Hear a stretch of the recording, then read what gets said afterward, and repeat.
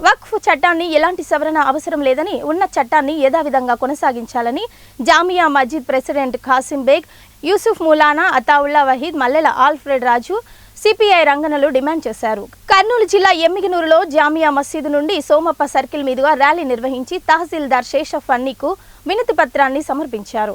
అనంతరం వారు మాట్లాడుతూ ఎన్డీఏ ప్రభుత్వం పార్లమెంట్లో ప్రవేశపెట్టిన వక్ఫ్ బోర్డు సవరణ చట్టాన్ని రద్దు చేయాలన్నారు. కేంద్ర ప్రభుత్వం వక్ఫ్ బోర్డును భూములను ప్రైవేట్ వ్యక్తులకు ఇవ్వడానికి ఈ చట్టం తేవాలని చూస్తోందన్నారు. ముస్లిం పెద్దలు దానంగా ఇచ్చిన స్థలాలను ఆక్రమణకు గురి కాకుండా మత పెద్దలు పర్యవేక్షిస్తున్నట్లు చెప్పారు. ఈ భూములు ప్రభుత్వానివి కాదన్నారు. ముస్లిం వ్యతిరేక బిల్లులను పార్లమెంట్లో ఆమోదించుకోవాలని చూడడం ఇది అన్యాయమన్నారు. రాష్ట్ర ప్రభుత్వం ఈ బిల్లును చట్టం కాకుండా పోరాడాలని కోరారు. ఈ కార్యక్రమంలో పట్టణంలోని ఆయా మసీదుల పెద్దలు, ముస్లిం మైనార్టీల తదితరులు పెద్ద ఎత్తున పాల్గొన్నారు.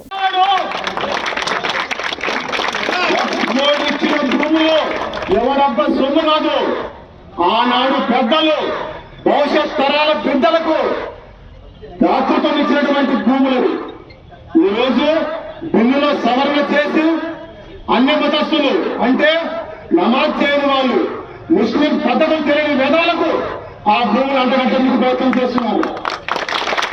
అందుకోసం నమాజ్ చేస్తున్న ముస్లింలు కాదని ఇతర మతస్థులకు ఆ భూములు అప్పగించే ప్రయత్నం చేస్తున్నారు.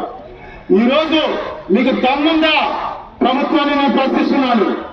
లక్షలాది ఎకరాల వక్ఫ్ భూములు ఆక్రమితమైనాయి, లక్షలాది క్రైస్తవ భూములు ఆక్రమితమైనాయి, లక్షలాది దేవదాస భూములు ఆక్రమితమైనాయి. దమ్ముంటే వాటిని తీసుకొచ్చి ప్రజల సంక్షేమానికి ఉపయోగించండి.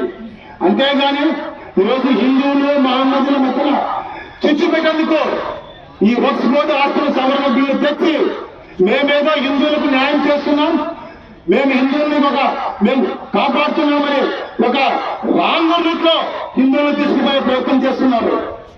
ఏనాటికైనా మహమ్మదీయులు, హిందువులు, క్రైస్తవులు అందరూ ఐక్యత కలవాలి. అది గుర్తుంచుకున్నాం.